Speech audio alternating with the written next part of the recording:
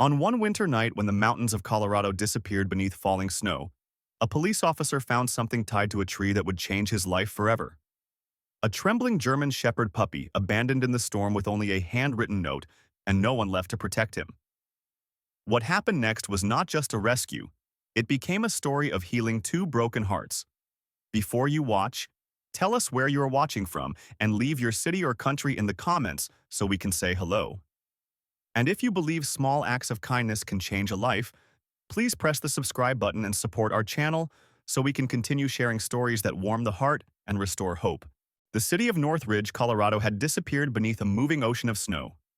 Streetlights glowed like distant stars swallowed by white, and the wind swept through the mountain pass with a voice that sounded older than the town itself. Winter in Northridge did not arrive gently. It conquered. Roads closed. Mountains vanished. People stayed inside and whispered their prayers to the heater vents. On this particular evening, the blizzard had arrived early, aggressive and relentless, turning the sky into a curtain of spinning ash and the air into knives of ice. Police radio chatter crackled nonstop, a low, anxious chorus of missing vehicles, stranded travelers, and one urgent call that had brought Officer Daniel Mercer out into the storm. Daniel Mercer was 34, tall at 6'1", broad-shouldered, his frame carrying the quiet weight of years in uniform. His hair was dark brown, always trimmed too short because he hated fuss, and his eyes were the kind of steel blue that made people trust him before he ever spoke. His face bore a faint scar above the left eyebrow, a souvenir from a drunk driving arrest 3 winters ago, and a deeper one inside, left by a marriage that collapsed under the long absences and silent nights of police work. Daniel had once been a man who laughed easily, who told bad jokes, who believed he would grow old in the same house with children's drawings taped to the fridge. Now he lived alone in a small cedar-sided home at the edge of town, quiet as snowfall, his days defined by duty and the long echo of what had been lost. He was on patrol assisting a search for a missing hiker, a 22-year-old college student who had wandered off a trail before the storm descended. Daniel's cruiser crawled along the mountain access road, tires grinding against packed ice, windshield wipers fighting a losing battle. Visibility was barely 30 feet. The world beyond his headlights simply did not exist. Then he saw something that did not belong to the storm. A shape. Dark. Still. At first he thought it was debris. Then he noticed the line attached to it. A rope, thick and rough, pulled taut against the trunk of an old pine tree just beyond the shoulder of the road. Daniel eased the cruiser to a stop. The radio crackled again, but he muted it, his pulse already climbing. He stepped out into the wind. Snow stung his face, soaked into his collar. The cold bit through his gloves. He moved toward the tree, boots sinking into drifts. And then he saw him. A puppy. A German Shepherd, no more than 4 months old. Black and tan. His fur was soaked and matted with snow. His small body was pressed tight against the trunk as if he were trying to disappear into the bark. Thick rope wrapped around his neck, his belly, his hind legs, wound so cruelly that the skin beneath the fur was visibly swollen. His chest barely moved. His ears drooped low. His tail lay frozen against the snow. Above him, taped crookedly to the tree with clear packing tape, was a piece of notebook paper. Daniel's breath left him in a sharp cloud. He dropped to his knees in the snow, the wind howling around them like some ancient witness. "Hey, hey there, buddy." His voice was low, steady, the tone he used with victims, children, anyone standing at the edge of fear. "It's okay, I'm here, I see you." The puppy's eyes lifted. They were brown. Dark, enormous, too old for such a small face. They did not plead. They did not accuse. They only asked the oldest question in the world. Why? Daniel reached toward the rope. His gloves slipped on the frozen fibers. The knot had been pulled with force. Deliberate, angry force. He tugged harder. The rope would not give. He checked his belt, cursed under his breath, then pulled out his folding utility blade and carefully slid it between rope and fur, his hands shaking as he worked. Snow blew into his collar. The puppy did not move. He did not growl. He did not resist. He simply endured. When the rope finally fell away, the puppy collapsed forward, his legs trembling so hard they could barely support him. Daniel immediately wrapped him inside his heavy winter jacket, pressing the small body against his chest. The puppy's heart raced beneath his ribs. His breath was thin, uneven. Daniel finally looked at the paper. His name is Atlas. I can't keep him. Please be kind. He loves people. No name, no date, no explanation. Daniel closed his eyes for a moment, the anger rising hot in his chest. Then he opened his radio. Dispatch, this is Mercer. I've located an abandoned juvenile canine, possibly ours exposed. Request animal control and emergency veterinary support at mile marker 27, Pine Ridge Access. The reply crackled back immediately. Copy that, Mercer. Units en route. Daniel sat in the snow, his back against the pine, Atlas cradled inside his jacket. The storm did not slow. The puppy shivered, his small nose tucked beneath Daniel's chin. Daniel kept one gloved hand over the puppy's ribs, feeling the fragile life there. He spoke quietly, not even sure the puppy could hear him. You're okay now. You're safe. I've got you. Atlas's eyes never left his face. The rescue truck arrived 20 minutes later, lights glowing blue through the snow. Megan Holloway, animal control officer, stepped out. A woman in her early 40s, short blonde hair tucked under a knit cap, cheeks already red from the cold, her expression a mix of professional calm and immediate compassion. She moved carefully, kneeling beside Daniel. Poor baby, she murmured. How long you think he's been here? Long enough, Daniel replied. Megan wrapped Atlas in thermal blankets and checked his vitals. Hypothermic, dehydrated, no visible wounds. We'll get him to the clinic now. Daniel stood as she lifted Atlas. The puppy's head turned, eyes finding him again. Daniel hesitated only a second. I'll follow you in. At the emergency clinic in North Ridge, fluorescent lights hummed over stainless steel tables. The veterinarian, Dr. Lucas Reed, a thin man with kind eyes and silver at his temples, confirmed the diagnosis. Mild hypothermia, dehydration, extreme stress. No fractures, no frostbite. He's lucky, Dr. Reed said quietly. Another hour out there and we'd be having a different conversation. Daniel stood in the corner, arms folded, watching Atlas breathe. When they moved the puppy into a heated kennel, Atlas refused to settle until Daniel crouched beside the enclosure. Only then did the small body relax enough for his breathing to slow. Megan noticed. So did Dr. Reed. He's bonded to you, Megan said. Daniel said nothing. That night, Daniel returned home after finishing his shift. The house was silent as always. He sat at the kitchen table long after the coffee went cold, the image of the rope, the tree, and the eyes following him through the dark. Before sleep finally came, he already knew the truth he would not admit aloud. He would go back tomorrow, and the next day, and the next, because some winters do not simply pass through a man's life. Some winters choose him. And this one had arrived carrying a small, trembling heartbeat named Atlas. Morning came reluctantly to North Ridge, as if even the sun hesitated to challenge the authority of winter. The storm had retreated overnight, but it left the town encased in ice and silence.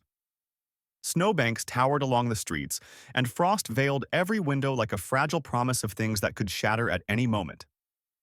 Daniel Mercer drove toward the county veterinary clinic with a knot in his chest that had nothing to do with the cold. He had slept less than 2 hours. Each time he closed his eyes, he saw the rope, the tree, and those eyes. Atlas's eyes. Dark, still, and impossibly calm. The clinic stood at the edge of town, a low brick building with steam rising from its vents, the only sign of warmth in a frozen world.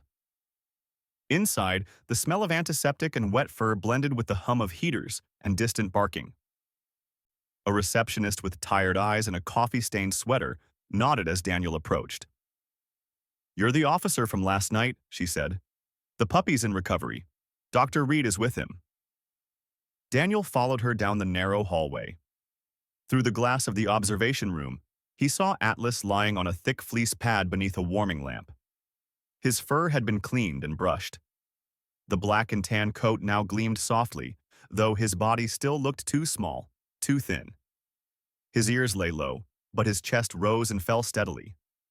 Dr. Lucas Reed, the veterinarian, early 50s, slender, with silver threading his dark hair and eyes shaped by decades of compassion, noticed Daniel immediately. "He's stable," Dr. Reed said quietly as he stepped outside the room. "Temperature is up.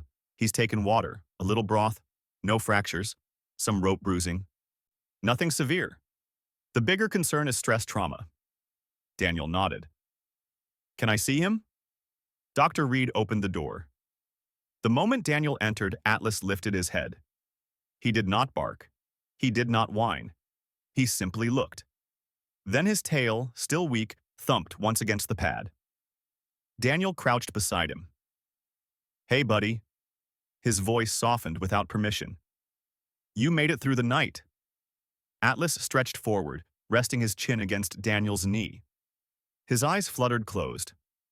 Dr. Reed observed quietly from the doorway. "He hasn't done that for anyone else." Animal Control Officer Megan Holloway arrived moments later, cheeks flushed from the cold, arms full of paperwork. "Morning, hero," she said lightly, but her gaze softened at the sight of Atlas. "We're transferring him to the county shelter once he's fully cleared. He'll have to stay there under the mandatory 7-day hold." 7 days. The number felt heavier than Daniel expected. By afternoon, Atlas was moved to the shelter. The building was modest but clean, perched just beyond the town limits. Inside, dogs barked, metal doors clanged, phones rang. Life continued at a relentless pace. Atlas, however, withdrew into himself as the noise wrapped around him. His ears flattened. His body leaned hard against Daniel's legs. A shelter technician named Rachel Moore, mid-20s, petite, auburn hair pulled into a messy ponytail, gentle voice that seemed permanently tuned to patience, knelt beside them. "We'll put him in a quieter wing," she said. "He's clearly had a lot." Daniel stayed until Atlas fell asleep.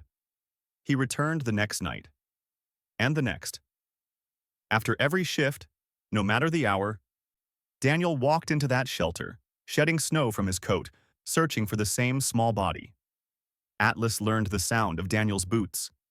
He would rise from his blanket, tail low but hopeful, and walk to the front of his enclosure to wait. Atlas would not eat until Daniel arrived. Rachel noticed first. "He turns away from the bowl until you show up," she said gently. "Then he eats everything." By the 4th night, Daniel found himself sitting cross-legged on the floor, his back against the wall, Atlas curled between his boots.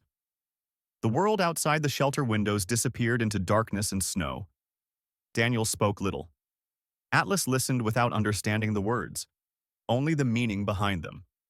On the 5th night, Daniel told Atlas about the house. It was a small cedar place near the edge of town, with a porch that faced the mountains and a living room that echoed too much because no one ever laughed there anymore. He told Atlas about his divorce, about the quiet after, about the nights he came home and turned on the radio just to hear something living in the room with him. Atlas listened, chin on Daniel's boot, breathing steady. By the 6th night, Daniel no longer asked himself what he was doing.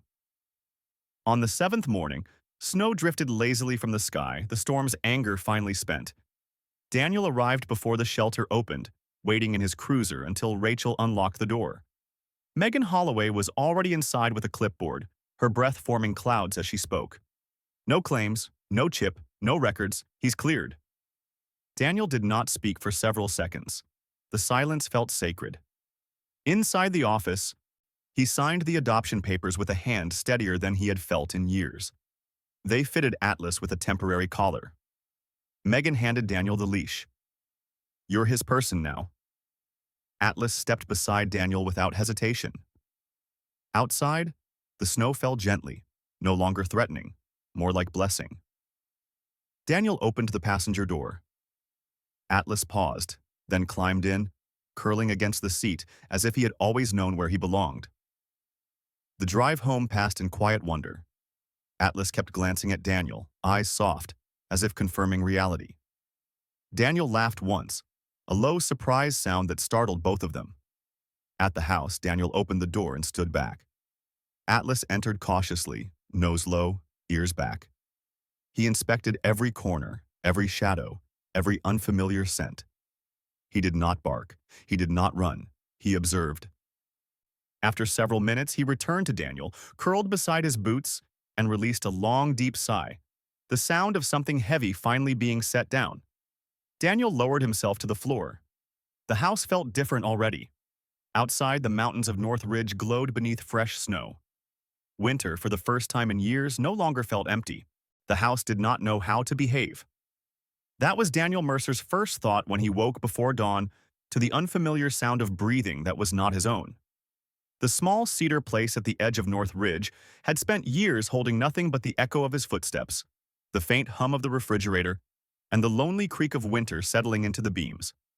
Now, curled against the leg of the sofa on an old blanket Daniel had dragged from the hall closet, lay Atlas, a 4-month-old German Shepherd puppy, black and tan, ears still too large for his narrow face, chest rising and falling in slow, careful rhythm. Outside, snow drifted sideways across the windows. Inside, the air felt occupied. Daniel lay still, watching the puppy for a long time. Atlas slept on his side, paws twitching occasionally, as if chasing something kind in his dreams. A faint scar from the rope still marked the fur beneath his throat.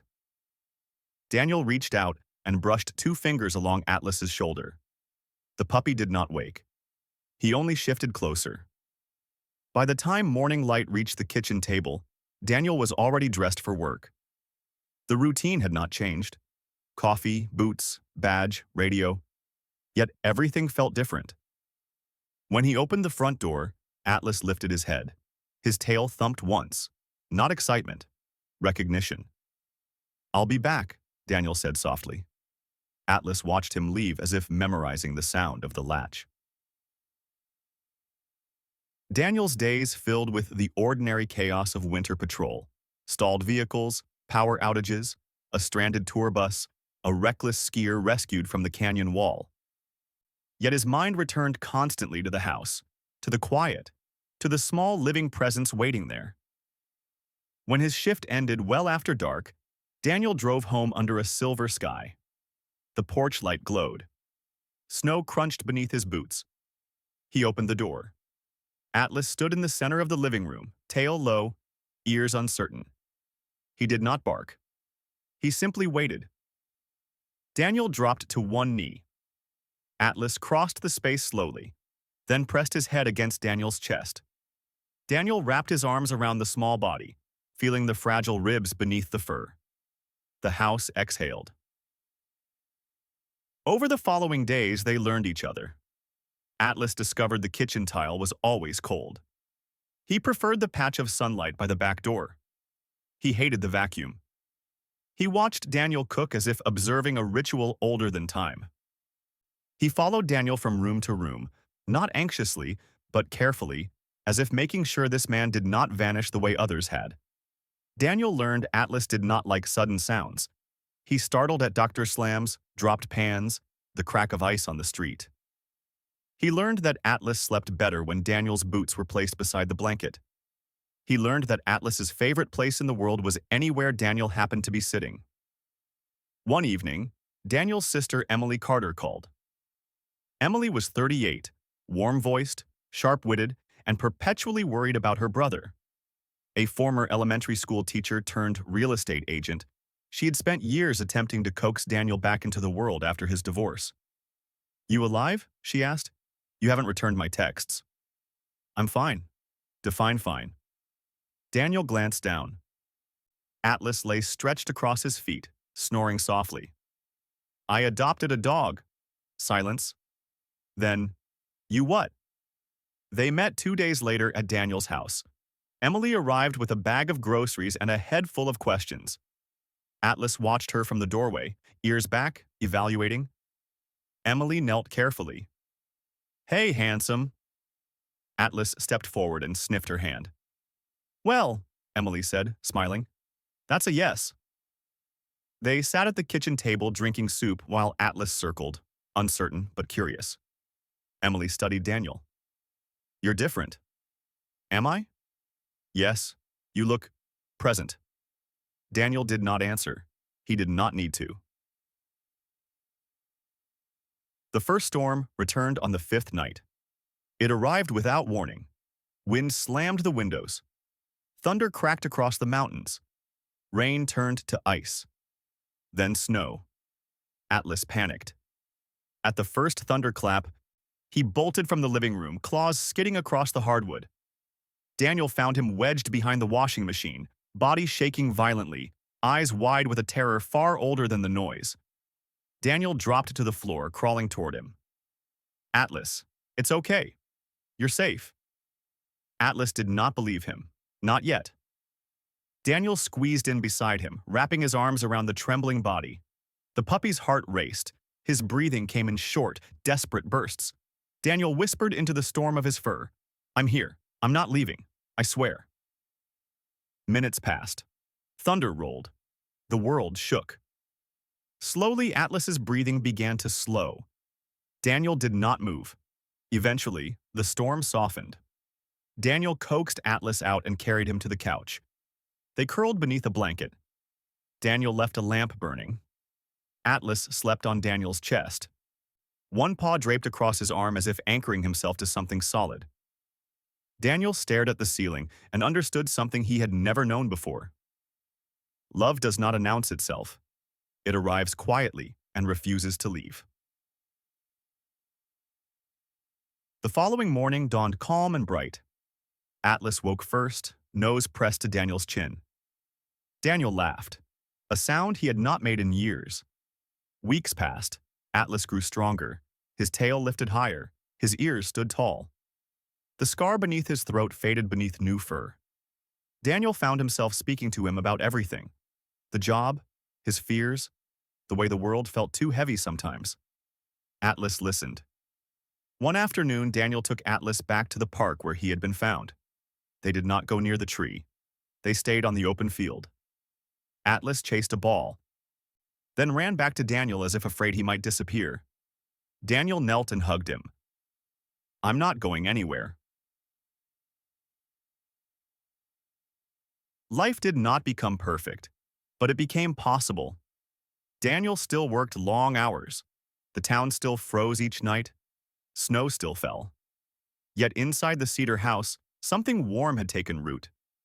Atlas slept at Daniel's feet. Daniel slept without the radio on for the first time in years. Winter still ruled the mountains, but it no longer ruled him. Northridge moved through January like an old man crossing ice, slowly, carefully, unwilling to trust any step. The mountains surrounding the town wore their winter crowns of white. The pine forests hushed beneath the heavy sky. The roads narrowed by walls of snow that seemed determined to stay. Morning light arrived late and left early, and every house in Daniel Mercer's neighborhood glowed faintly at dusk, as if each family was guarding its own small flame against the long cold. Daniel's house had not glowed like that in years. It had stood quietly at the edge of town, cedar siding weathered by wind, porch boards worn by seasons of solitude. After the divorce, Daniel had stripped the place of anything that made noise. The old radio his wife loved, the wind chimes that once hung near the kitchen window, the framed photos of camping trips and birthday candles. The house became functional, clean, silent. A shelter, not a home. Until Atlas. Atlas was still only 4 months old, his German Shepherd frame narrow and slightly awkward, paws too large for his body, ears half raised as if they were unsure whether they had earned the right to stand yet. His black and tan coat had begun to shine with proper food and warmth, though the faint line beneath his throat, where the rope once pressed, remained like a ghost of the past. He moved through the house cautiously, not fearful, but deeply attentive, as though cataloging each wall, each corner, each sound, committing them to memory in case they vanished. The first few days after the adoption were defined by small rituals. Daniel woke early, before the sun reached the mountains. He made coffee, moved quietly so as not to startle Atlas, then sat on the edge of the couch to pull on his boots.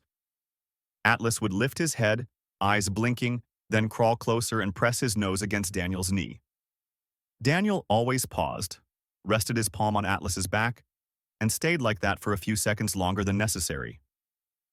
In the evenings, Daniel cooked simple meals: soup, eggs, bread, while Atlas sat near the pantry, posture polite, gaze hopeful. Daniel had never spoken much to himself before, but now he narrated the world as if Atlas were his witness. "This one's too salty," or "Tomorrow's going to be worse, I can feel it," or "Don't ever become a cop, it's a bad idea." Atlas listened, tilting his head at certain words, tail flicking gently when Daniel laughed at his own tired jokes. The house began to change without either of them noticing at first. Daniel moved the old armchair closer to the window because Atlas liked watching the snow fall. He bought a rug for the living room because Atlas preferred lying there instead of the cold floor. He left one lamp on at night, not for himself. He had always preferred darkness, but because Atlas seemed calmer when the shadows were softer. On the fourth evening, Daniel returned from a long shift to find his sister Emily's car in the driveway. Emily Carter had always been the warmer half of their family.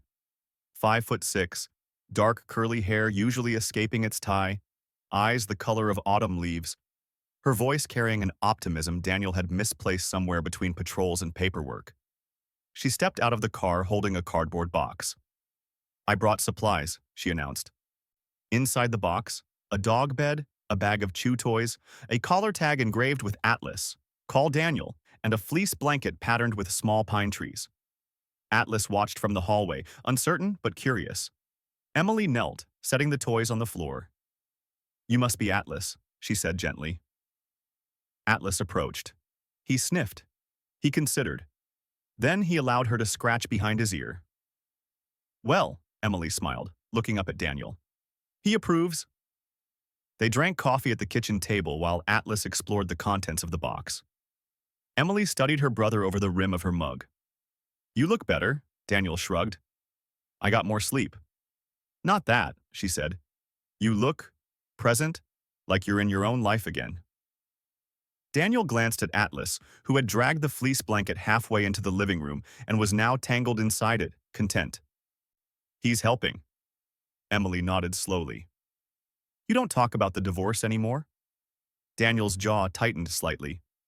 "I don't think about it as much." Emily reached across the table and squeezed his hand.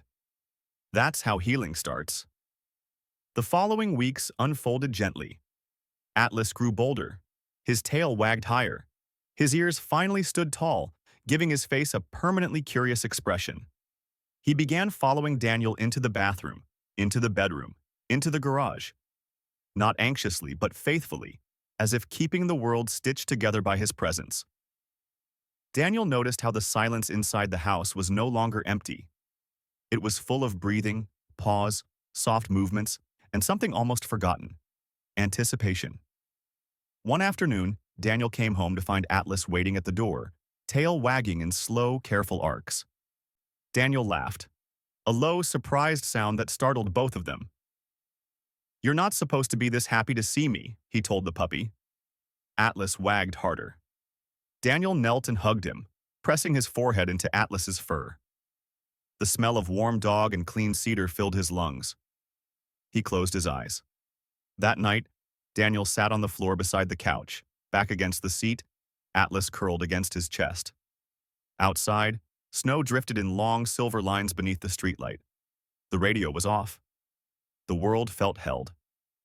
Daniel thought of the pine tree in the mountains, the rope, the note. He looked down at Atlas. "You know," Daniel murmured, "this house didn't know how to breathe before you got here."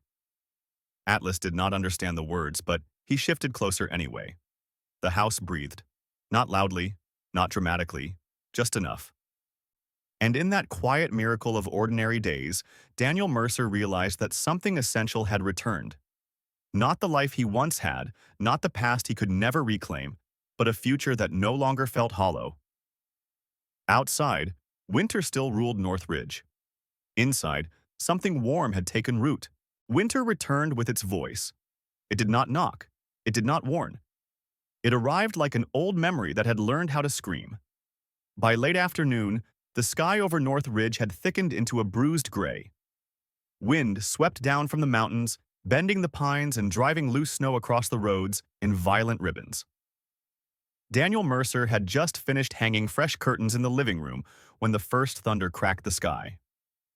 Atlas froze. The German Shepherd puppy stood in the center of the room, ears locked upright, eyes suddenly too wide for his face.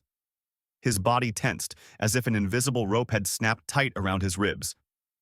Another thunderclap rolled through the valley. Atlas bolted. His claws skidded across the hardwood as he fled down the hallway, sliding into the laundry room and wedging himself behind the washing machine. Daniel followed immediately, heart already racing. "Atlas," he said softly, kneeling. "Hey, it's okay, it's just the storm." Atlas did not look at him. His entire body trembled so violently that the machine rattled against the wall. His breathing came in shallow, frantic gasps. His tail was tucked tight against his belly. His eyes darted wildly, searching for something that wasn't there and everything that once had been. The wind howled outside. The house shook. The world outside the window vanished into white chaos. Daniel slid onto the tile, inching closer. "Buddy, I'm right here." Another thunderclap exploded overhead.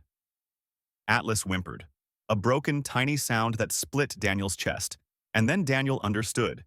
This wasn't fear of noise. This was memory.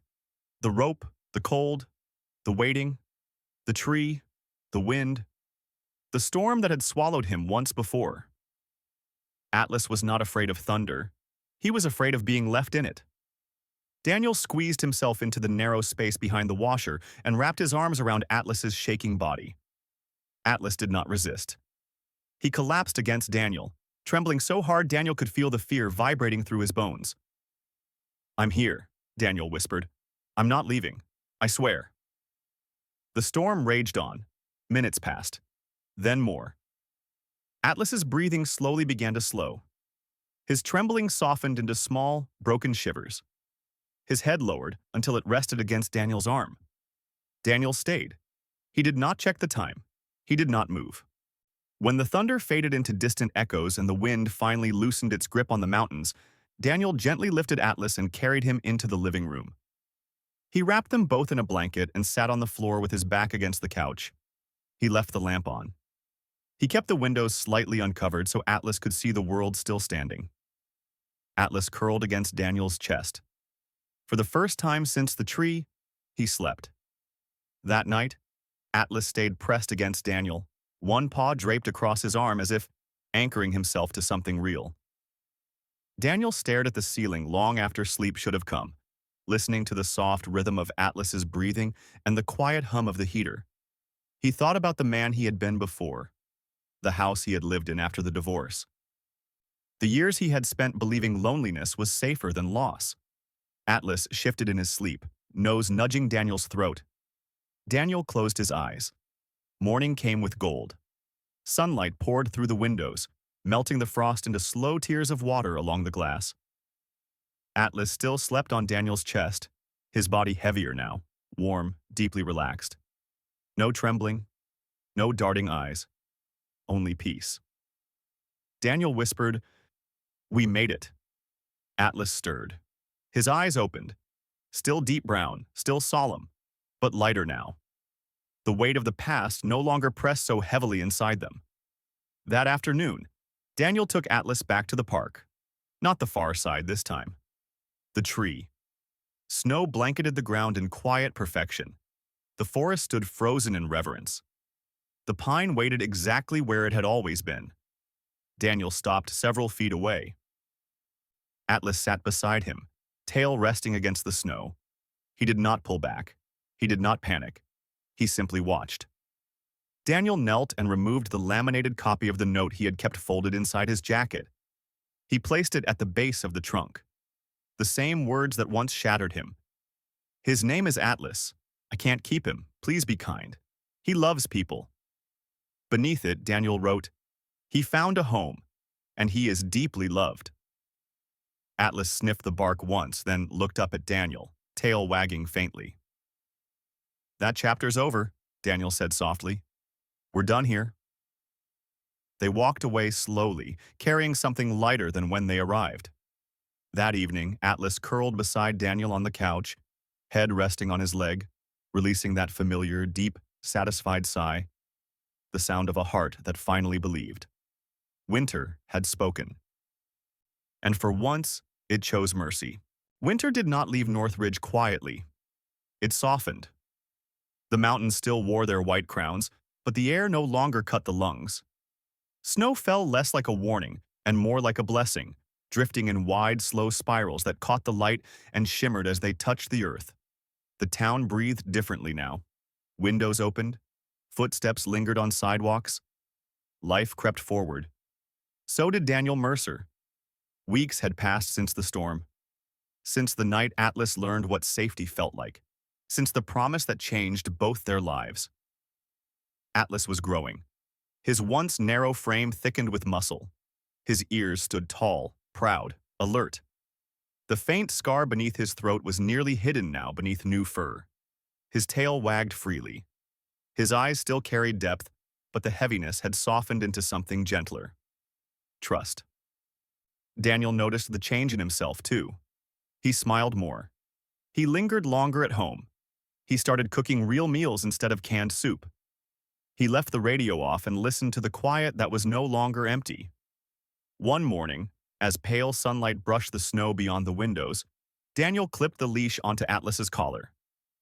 "Let's go," he said. Atlas's ears perked. He followed Daniel to the truck, hopping inside with the confidence of someone who knew he belonged. They drove beyond town, up the winding mountain road, past the park, deeper into the forest where the storm had once claimed a small life and nearly broken two hearts. The road narrowed. The trees thickened. Snow glowed in untouched blankets beneath the sky. Daniel parked where the plow stopped. They walked. Atlas stayed close, shoulder brushing Daniel's leg. The air was silent except for the soft crunch of boots and paws. And then the tree appeared. The pine still stood, tall, scarred, unmoving. The place where the rope had cut into its bark remained visible, a pale wound that time had not yet erased. The world seemed to pause around it. Daniel stopped. Atlas sat. Neither of them spoke. Daniel knelt in the snow and pulled from his coat the laminated note. The same one. The words that had once collapsed his chest. "His name is Atlas. I can't keep him. Please be kind. He loves people." Beneath it, Daniel placed the message he had written weeks earlier. He found a home, and he is deeply, deeply loved. He pressed the note against the trunk, securing it where the old tape had once been. Snow fell gently over his shoulders. Atlas sniffed the bark once, then looked up at Daniel, tail wagging in a slow, thoughtful rhythm. Daniel rested his forehead against Atlas's. "Thank you," he whispered. Atlas licked his cheek. They stayed there a long time. Not in sorrow, not in anger, in peace. When they finally turned back, Daniel felt something inside him release, a shadow that had been waiting for permission to go. The days that followed were not grand. They were beautiful. Atlas claimed the sun patch by the back door as his own. He learned the sound of Daniel's truck. He greeted him each evening with steady joy. Daniel started planting a small winter garden near the porch, something he had not done since before the divorce. One afternoon, Emily came by again. She stepped inside, snow in her hair, eyes bright. Atlas greeted her like family now. Emily laughed and dropped her coat on the chair. "You're both different," she said. "This house doesn't feel broken anymore." Daniel watched Atlas curl near the window, content. "Neither do I," he replied. That night, Atlas fell asleep with his head on Daniel's foot, the same way he always did. Daniel looked around the quiet little house. The lamp glowing, the snow drifting outside, the dog breathing beside him, and realized he was not missing anything. He was exactly where he was meant to be. Somewhere in the mountains, the pine still stood, holding the memory of a night when the world almost failed a small, frightened life. But winter had not won. Love had. And the boy who once knelt alone in the snow had learned that sometimes the ones we rescue us right back. Sometimes God does not send miracles with thunder or fire from the sky. Sometimes he sends them tied to a tree on a cold night. Sometimes the miracle is a frightened puppy. Sometimes It is a lonely heart that learns how to love again. And sometimes the miracle is you, the one who stops the car, the one who kneels in the snow, the one who chooses kindness when the world feels heavy. In our everyday lives, we pass by countless moments where God is quietly asking us to be His hands and His voice. A neighbor who needs help, a stranger who needs hope, a small soul who needs protection. We may think our actions are too small to matter, but heaven measures them differently. If this story touched your heart, please share it with someone who needs encouragement today. Leave a comment below, telling us where you are watching from, and write Amen if you believe that love still heals and that God still performs miracles through ordinary people. Do not forget to subscribe to our channel and support us so we can continue spreading stories of faith, hope, and compassion around the world. May God bless every viewer and every home watching today.